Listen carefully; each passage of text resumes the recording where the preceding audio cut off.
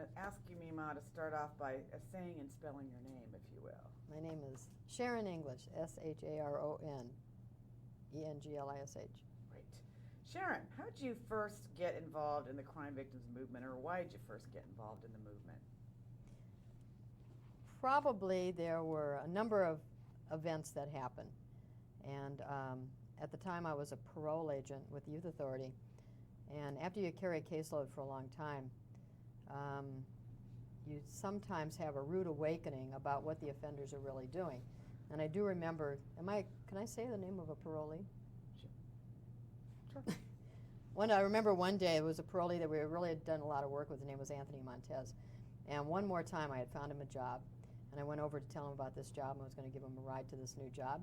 And his girlfriend was sitting on the curb, beaten she was just beaten badly. And her hand had been broken and she was all black and blue. And it turns out that Anthony Montez had decided to beat her up that day. She was 14 and he was 16. So I think that was probably one of the first times when somebody from my caseload was actually victimizing somebody in their family. And I remember stopping and thinking, what am I doing? I keep trying to help this offender, and here's this young girl, sitting on the curb, just bruised and battered and beaten. And it was about the same time that a lot of the domestic violence awareness was starting. So I think that was probably the first thing. And the second thing is that I then switched jobs, and I was working in Orange County, and I was one of the state monitors for money that was going to the counties and to nonprofit organizations, primarily for delinquency prevention and community corrections. And I met a woman named Pam Isles, who is now a judge in Orange County, and she was a prosecutor with the Orange County District Attorney's Office, and she was handling the child abuse caseload. And she got me involved in, when I would go to monitor the program that the state was funding, she would start telling me about these horrible cases that she was prosecuting. And then she was on my case about, well, you work with the Youth Authority. How many of the people in Youth Authority were abused as children and are now youthful offenders? So we started to think about that. So now that was like 1978. I started talking with her, and she was confronting me about what is it that we know about the victimization of offenders, and I didn't know anything. So I started to look into that, and Pam really was the one who encouraged me to look at what are we doing to help crime victims within the Youth Authority. And she was so passionate about the issues of child abuse that we then teamed up and started to do a number of trainings. We did trainings actually for the religious community, for school personnel, for county social work people, and we put together a whole string of different trainings about crime victims. And what I didn't realize at the time is my skill was to set up trainings, and what I was doing indirectly was learning about crime victim issues. So about the same time, right after that, then Jim Rowland was appointed to head the Youth Authority by Governor Duke Majan. And he wanted somebody to focus on crime victim issues. And by that time, I was raring to go. And I was all pumped up from the people I'd met down in Orange County that this was an important field to look at. And Jim Rowland gave me the opportunity to actually design what did I think the Youth Authority should be doing. Little did I know, I was still pretty naive because I was still focusing on an offender focus about this and about child abuse. So I went to a meeting at one point, and I sat next to a woman named Barbara Bloomberg, who was actually a pretty new volunteer. MAD was fairly new then. This was probably 1982 now. And I think MAD started around that time. But Barbara Bloomberg was a volunteer with MAD in the Los Angeles chapter. And I happened to sit next to her at a meeting, and we introduced ourselves, and she looked at me and she said, "So you're with the Youth Authority?" And I said, "Oh, yes, I am." And she said, "Well, I'd like to know something about the Youth Authority. I'd like to find out where an offender is. A drunk driver killed my son, and I would like to know where he is and how he's doing. I'd like to know what his program is." And I said, "Well, we can't release information to the general public because these are juvenile offenders." And she said, "I am not the general public. I am the mother of a dead little boy." That was like my first wham in the face about, wait a minute, you were talking all this stuff, pretending we're developing programs, and yet we treated the crime victims of the offenders that we had with no respect. We had nothing written. we hadn't even thought about what we should do for them.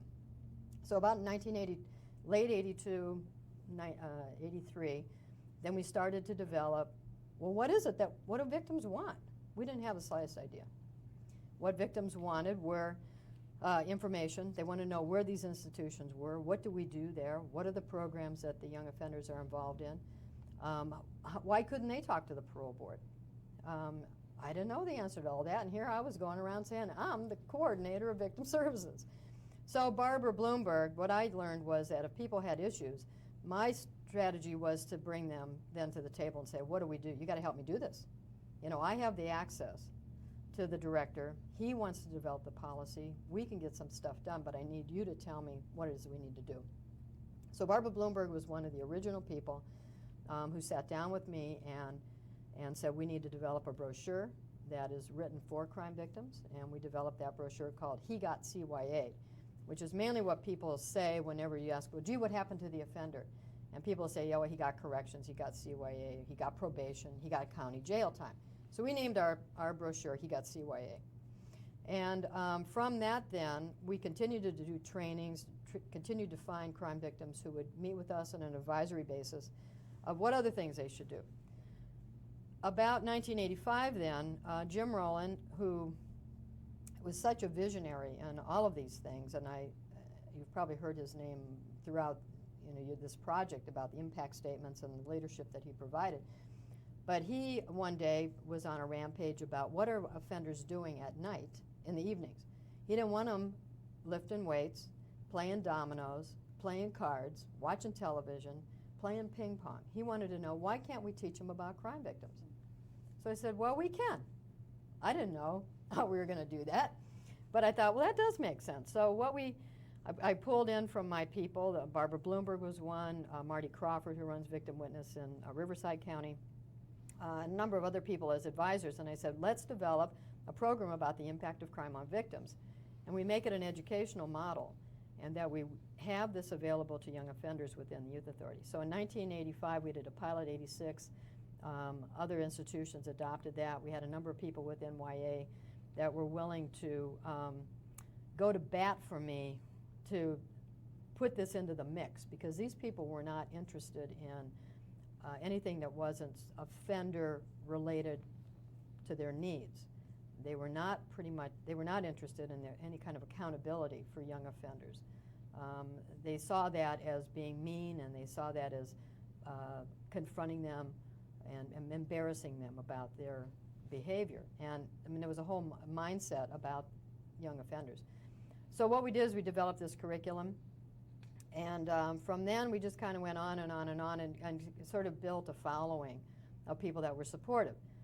Those kinds of programs were mainly successful because of the victim volunteers that would come and speak about their stories and how they would talk with the young offenders about what their impact was on similar types of crime victims.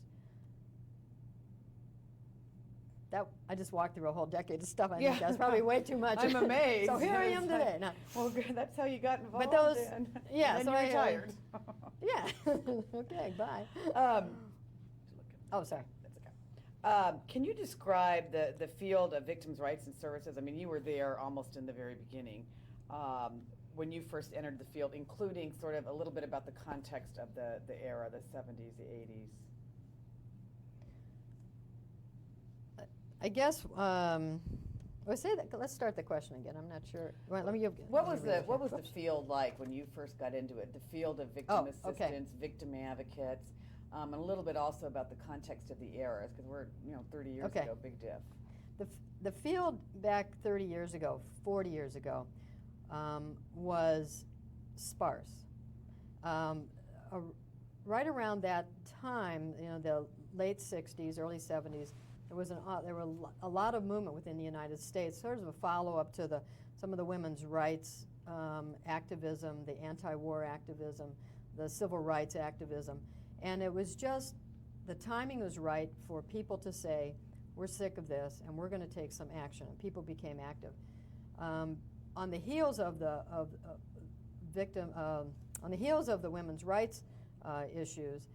Were a lot of people working with domestic violence victims, child abuse victims, sexual assault victims.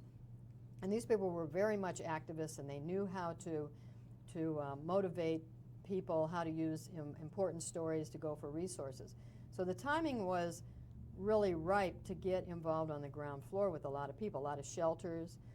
Some of the early training, Gayla Barbanel down at the Santa Monica Rape Treatment Center, started the first programs to try to help. There was another program in Seal Beach, I think it was called, there was a woman named Mary Walton, started one of the first domestic violence shelters, and also in Pasadena. There was another one of the first domestic violence centers, and here in Sacramento, Gail Jones started the WEAVE program, and they have become models for the United States. But back then, there were a handful of programs trying to handle thousands of victims.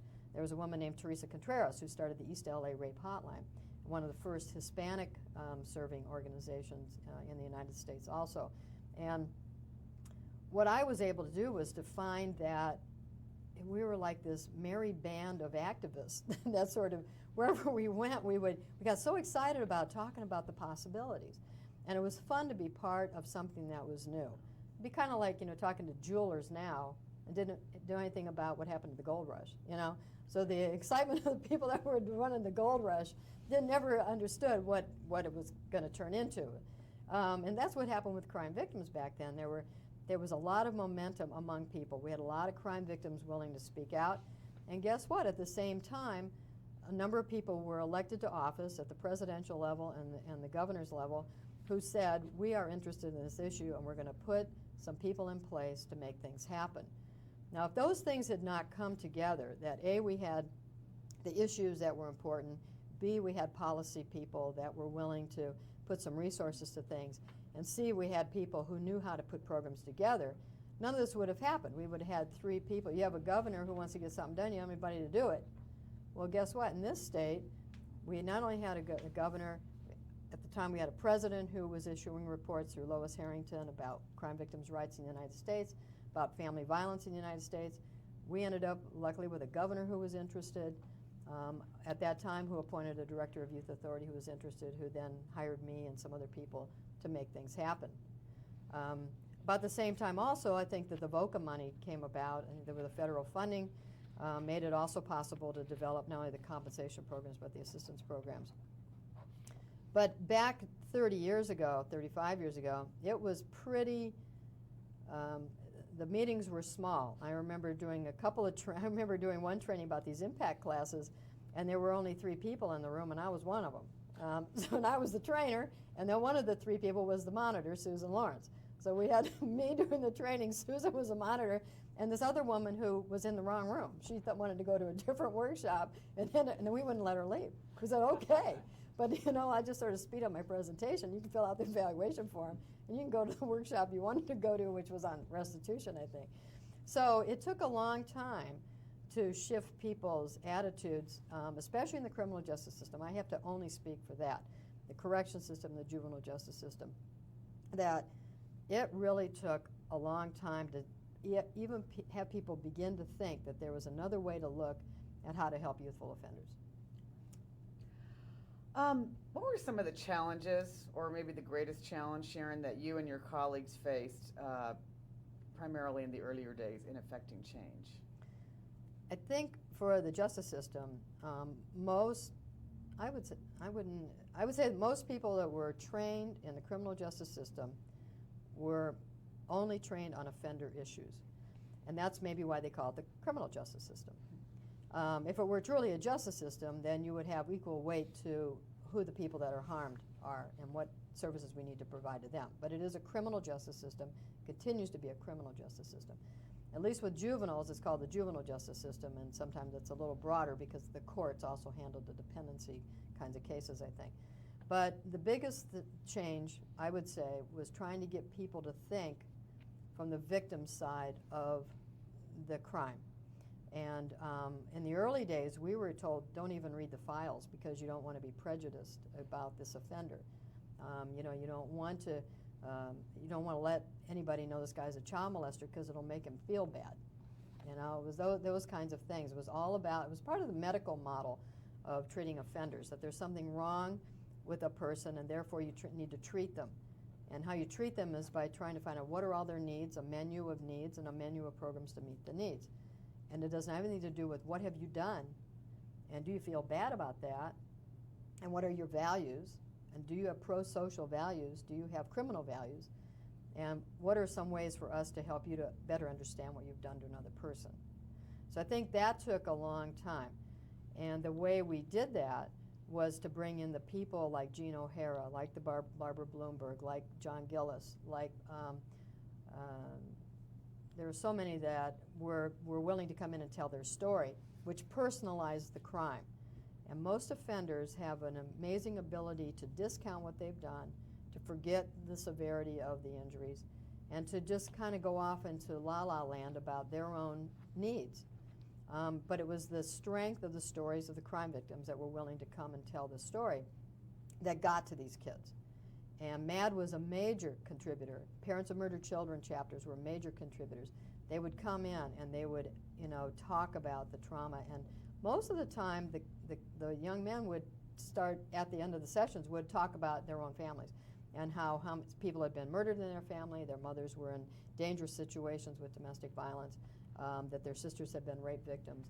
And so it really became, it started out as an educational model, became a broader treatment model that was much more balanced than just, gee, have you finished school, did we fix your teeth, and are you rid of your whatever disease you had?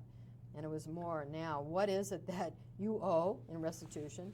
How are you going to treat people? What are you going to do about the harm that you've caused other people? Any secrets or tactics or strategies that you employed or others that you work with employed that were particularly successful? Give up secrets. Is it still a secret?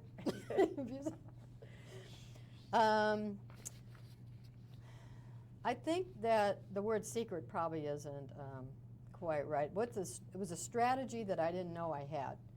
And the strategy was this sort of saying about, you don't want the camel outside your tent. Bring the camels in the tent. What we tried to do in YA and Youth Authority was to say, let's get all the people at the table. We need to bring people into the tent and see what we need to do, what needs to be done. Prior to involving crime victims, we would occasionally have pickets at our institution. The parole board would be picketed. They would make statements to the press about how horrible we were and how we didn't care. And guess what? Since that time, we have not had any of those kinds of statements because people know that they could call me directly, they could call the director directly.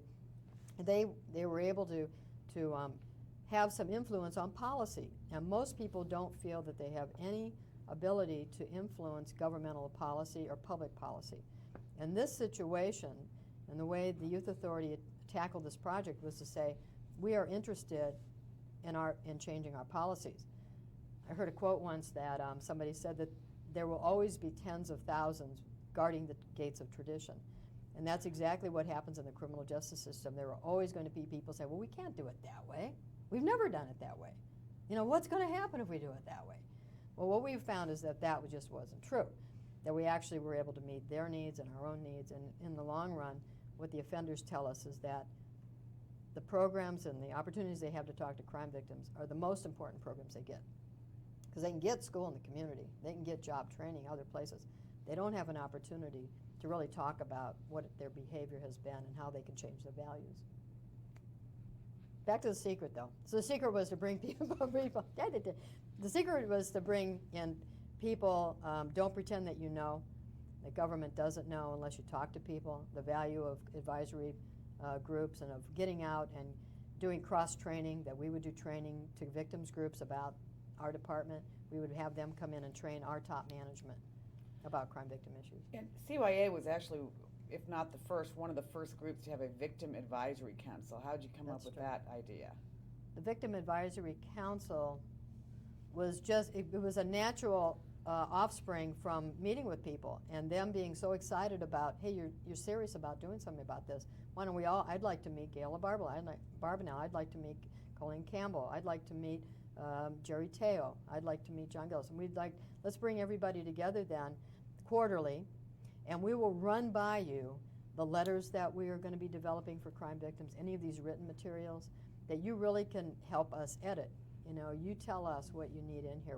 You run it by your groups, take it back to your groups, find out what is it, how does this come across to you? And so the advisory group was just a kind of and we brought in the people that were speaking at the impact classes. We found that they needed almost their own support group in a way. That there were some things that come up when you're working in an institution, working with young offenders. Sometimes the young offenders would try to manipulate them, and sometimes the volunteers got too close to the young offenders. They'd end up coming up on Saturday and bringing a picnic lunch and helping them run the institution barbecue, and they became too close. That was not their role. So we also became concerned about safety for volunteers, and we tried to do some things of train the volunteers. Here's what you do if you are starting to be manipulated, if you become frightened, if you're switching in your role, you're forgetting that you're talking about victimization, and he's pulling you into feeling sorry for him, putting money on his books, things like that. So the advisory group was very good because they didn't feel they weren't isolated. They weren't alone. They could actually talk, how do you handle this situation? Sidebar, you were one of the early leaders in what's called the crime victims and corrections field. As a matter of fact, you were on the original ACA committee, and I believe the first national conference was held here in Sacramento, California. That's true. Can you just talk a little bit about what's up with that? How did that come to be an issue? Because it was pretty far after law enforcement and courts and prosecution had been tackled. I think that the reason that corrections was the last on the list is, well, it's always last on the list. Anything to do with post-conviction is last on the list. It's sort of like you have this much crime, this many people are arrested, this many people are convicted, this many people go to probation, this many people go to prison, and this many people, say, are in the death penalty. So I think corrections has always been, because there's fewer, in the larger scheme of things, fewer offenders. But some other things happened. The Victims' Bill of Rights was passed in California, Prop 8. And there were a number of, like the federal report that came out. And when that federal report came out, this administration, the administration at that time, said, what do we do about these recommendations? And then about the same time, Prop 8 was passed, which gave crime victims more rights. Well, that forced the issue. It forced the issue about impact statements at parole board hearings, about notification, about restitution, mandatory restitution. Now, what it didn't really talk about was the juvenile piece of this. But we made an argument that it did include juveniles. I'm not sure we made an argument, we just did it, actually. Said, you're talking about offenders, then we think that includes juveniles. And so California took the initiative to mirror the criminal system with the juvenile system, to say you should not be discriminated against because of the age of your offender. You as a victim should not be discriminated against if your offender was 12, 13, 14, 15, or if they're 40. That you should still have a right to make a statement to the board. You should still get restitution. You should still have some way to be involved in the policy and to be notified. And so I think that in California, we just decided that juvenile offenders should not be singled out, carved out as some other specialty, and that what's good for one is good for the other. Looking at the field as a whole, have there been any failures that you think have plagued us? Failures in the system?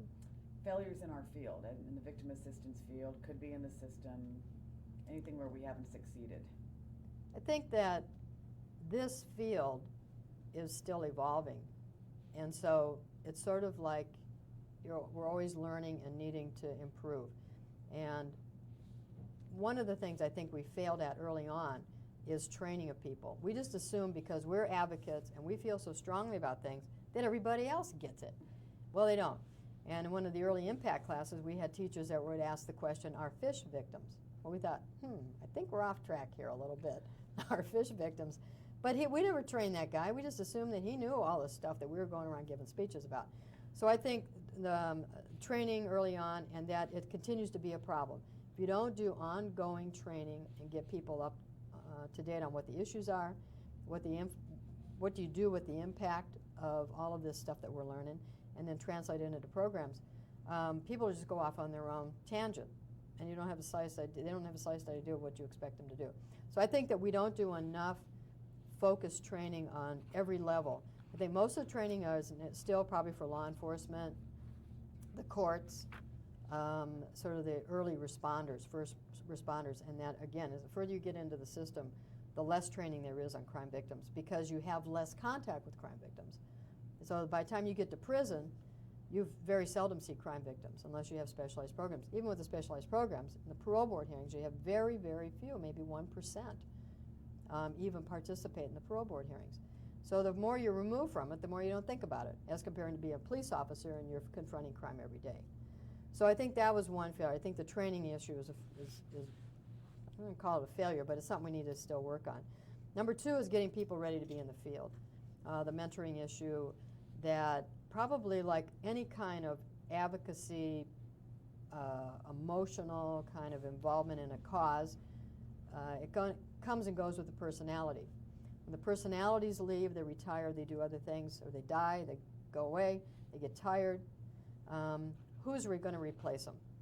How do you keep the momentum going? And it's happened with civil rights. It's happened with almost any cause you can think of, even the women's rights issues.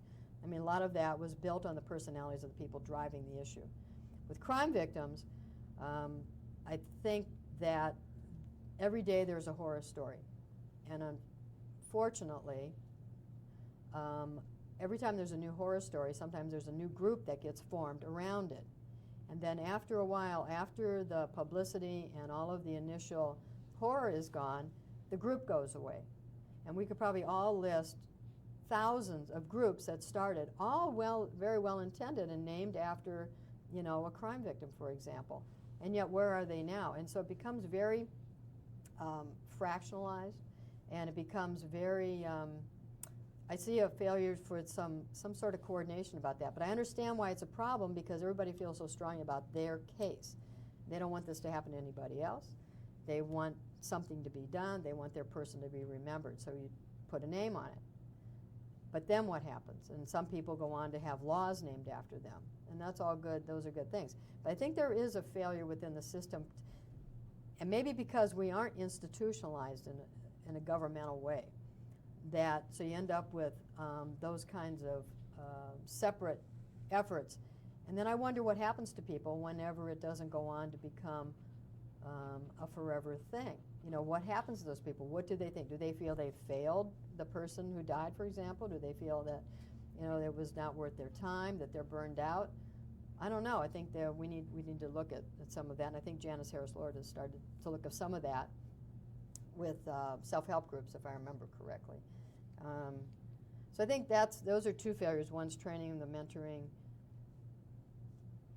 And I think there's a failure to help policymakers understand that this isn't a flash-in-the-pan thing, that they've got to put some money and put some clout behind their rhetoric.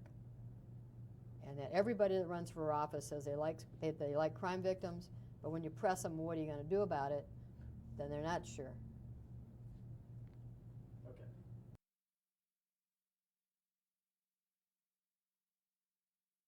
Sharon English, what do you perceive to be the one greatest accomplishment that's promoted victims' rights and needs?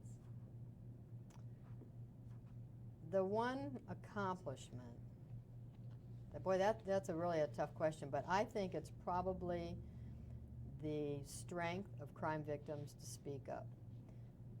I call it the power of the personal story, that they are willing to come forward and say, here's what happened, here's what needs to be done. And without the victims' voices, we would not be doing much, and we wouldn't know what to do. So I really think it's a tribute to the strength of crime victims who want to get something done and to see if there's a way to make the world a better place. What's needed today to continue the growth and professionalism of our field, or is there anything missing to ensure our future? We've got to continue to focus on people that might see this as a profession. One of my hopes would be that people that work with crime victims aren't seen as oddballs, that going into this field is not an oddity, that it would become so commonplace, it would be actually a career choice, that people would want to be involved in this work. Everything from people right out of high school, that they want to be involved in this kind of work, to people that get professional degrees, that they would see this not as an add-on, but as something that they would really focus on and continue the professionalism of the field. On the other hand, the people that really make it work are those people who have the stories. And so I think that we need to continue to work on a way to involve them, to not cut them out, because we don't like their stories. People get upset when they hear stories. They don't want to be emotional about what's happened to other people. So we need to make sure that we continue to involve them in whatever we develop.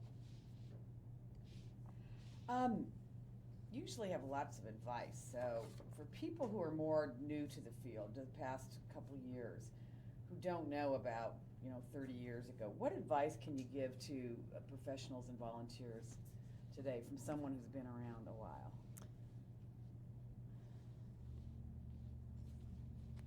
The advice that I would give to new people coming into the field is to not make this work become routine.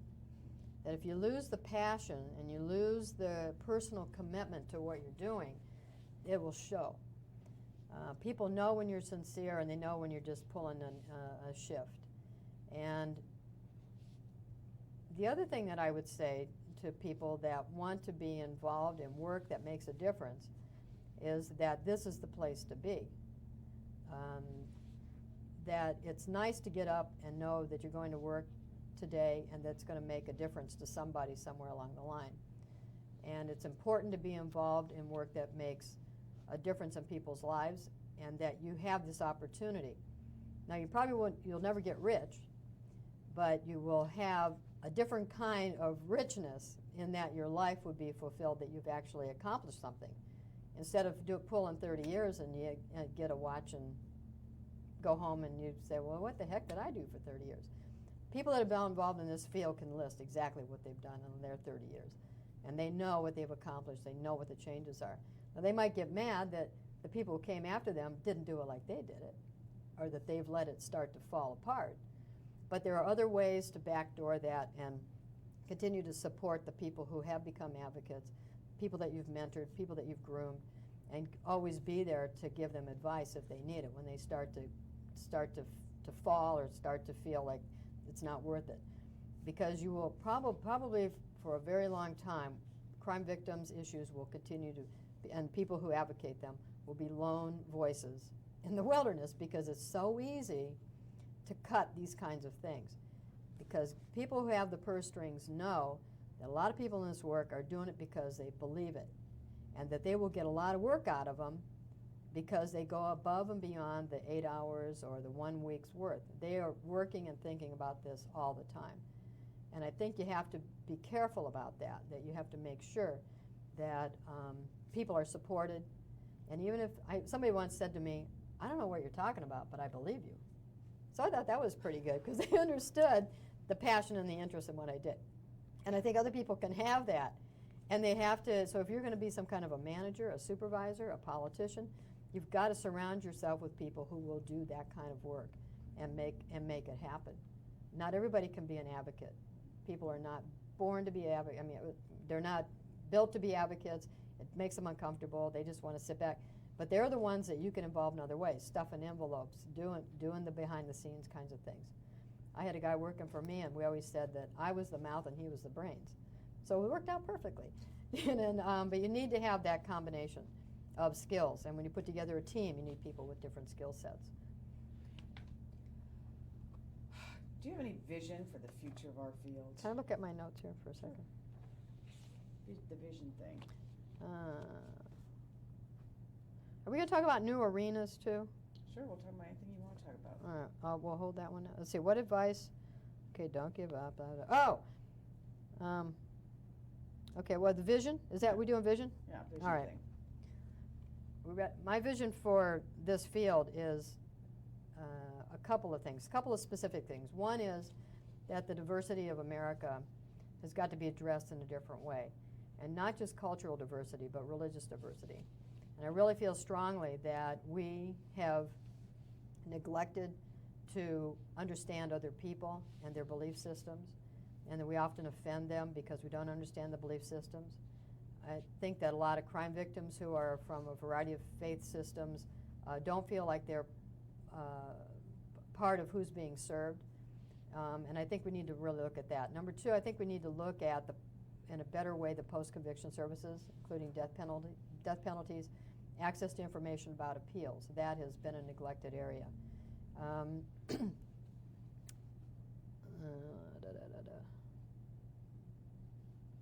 And the other, let's see. The other vision I would have is for the people who are currently involved in victim services, or hope to be, this is part of their career goal, is that they don't get pigeonholed, that they do not end up being the victim lady or the victim guy, that they they aren't just called upon when there's some crisis within their department or some new horror story hits. They aren't always get stuck with all the fundraisers that has to do with crime victims. Don't get pigeonholed. You've got to know the rest of your field. Volunteer for committees and work assignments that have nothing to do with crime victims, because then you work the people at lunchtime and you work them at the cocktail party and you get them to learn more about crime victims. So when you walk down the hall, they don't just say, here comes the victim lady, run, because she's going to tell you some horrible story. But they see you as a professional who, no matter what the task is, that you can contribute because you know things. You have skills and talents. You're willing to be analytical. You're willing to help people problem solve on what their issue is. But if you become just the victim person, then you're always going to be stuck in that, and it will limit your career goals. It will limit what you can do for crime victims. The best thing we can do is for people who feel strongly about crime victims to move on up the food chain, claw your way to middle management, because that's where you can then affect the policies for the lower level people who are actually doing the hands-on work with crime victims. The other one is don't be a hog. Don't take all the good stuff for yourself. When there are opportunities to go to conferences, to go to meetings, don't always go. Give people an opportunity to go. Let your clerical person go. Get other people so that they feel a passion and a buy-in to what you're trying to do. Because then you will turn them into little rabid activists. Little rabid activists. And that's what we want, because you got to get the passion. You got to have people put in the time that needs to be done to do this work. So don't get pigeonholed. Don't be a hog. And don't be a pig. A lot of people, when you're involved in this kind of work, have a tendency to become too casual. And you've got to, if you're going to be involved in a profession, you got to look professional, you got to act professional, and you've got to make sure that whatever you do, wherever you go, you are representing crime victims, you're representing people who don't have a voice, you're representing people who need to have access to the people that have the money and the power. And you're not going to do that if you walk in with sandals and a sports team sweatshirt on. You have got to go in and you are on par with wardens and superintendents and chief probation officers and chiefs of police and sheriffs, and that you can mix it up with them. You're not coming in there like you just came from a bake sale. So I really think that we need to work on that also. And I see that a lot with nonprofit organizations too, storefront organizations. There's sometimes a tendency to get a little too casual. And then you're written off as, street workers. So I think, you're going to cut all this anyway. But anyway, that's what I think. Not editing That's at what all. I think. Huh? There's no editing in oral history. Okay. What's your greatest fear, or do you have any fears for the future of our field? My biggest fear for this field is complacency. And that what's made it great is the passion that people feel. Because this work is based on injury to people and injuries to communities and injuries to families. And when you start to make something routine, there's the threat of become complacent, or that it becomes just another job.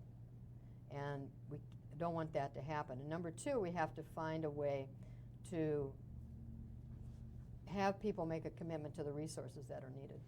And that it's not just, gee, we got a grant, so now we're going to do something great. That these things have got to be continued. There has to be an institutional shift. Institution not meaning prisons, an institutional shift in terms of public policy.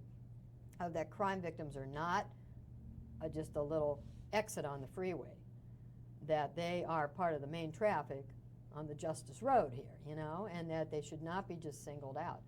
So until crime victims, my biggest fear is that they will continue to be out on this little island and won't continue to be brought in as part of what the ongoing planning is going to be, strategic planning for community corrections and for institution corrections. Bonus question. OVC, you were detailed at some point in your illustrious career to the Office for Victims of Crime, which is sponsoring this project. I don't know exactly what the question is, but what do you see as OVC's role in our field?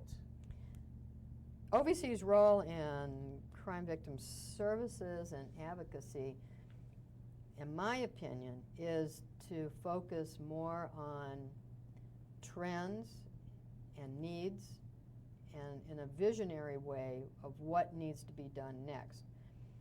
I think originally, from what I know about it, it was the VOCA money, the compensation and assistance money pretty much drove what the program plans were and what the projects were. And the office was able to develop wonderful support through grants, the development of wonderful materials that are real basic.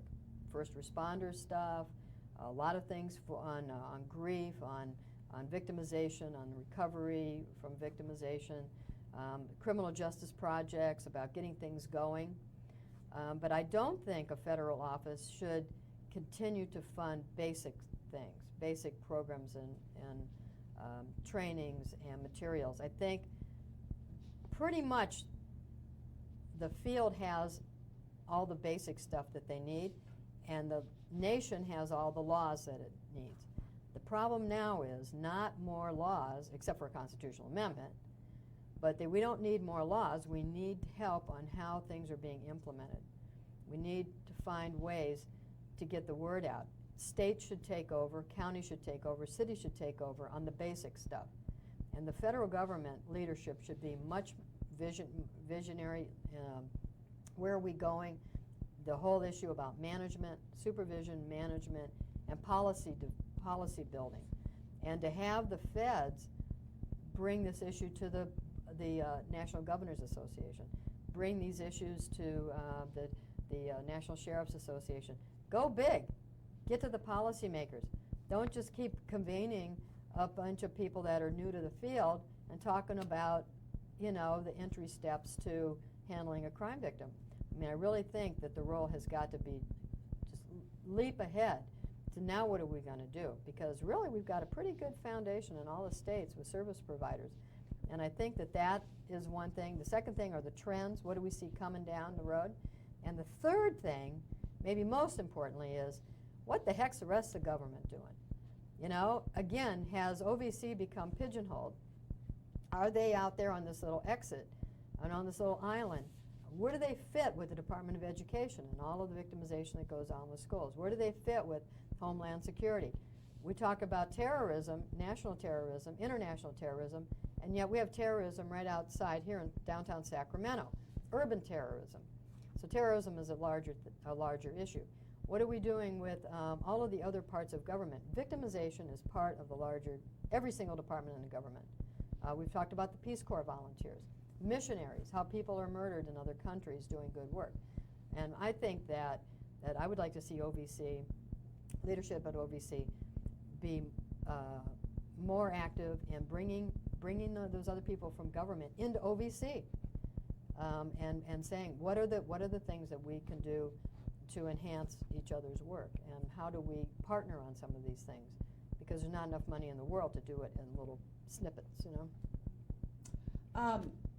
you tell me a little bit about Susan Lawrence? That ought to win me some friends at OVC, huh? Can you tell me about Susan Lawrence? Susan Lawrence was probably one of the true good guys in the world. She just had a quality about her that was, she was thoughtful, she was smart, she was sincere, and she was the only one who came to that workshop, I did, which I really appreciated. But you could always talk to Susan, and her sincerity made you envious. And that you could always talk to her, and she was willing to help you think through things. Because sometimes you get a little emotional and you want to beat the drum on some issue. And Susan had a way of stepping back from that and being able to help you think through, well, what does that mean? What are the different sides of it? And what's the strategy that we need to move forward to get something done on this? What were some of the projects she provided? I first met Susan because she was involved in the, I think, the old juvenile justice restitution project called RESTA. And she was involved with Gordon Bazemore and some other people out here in California who were doing the restitution projects that were based in police departments and probation departments with juvenile offenders. And from there, when she went to OVC, I got to know her because she did take the lead on the Victims and Corrections Project, the Probation and Parole Project.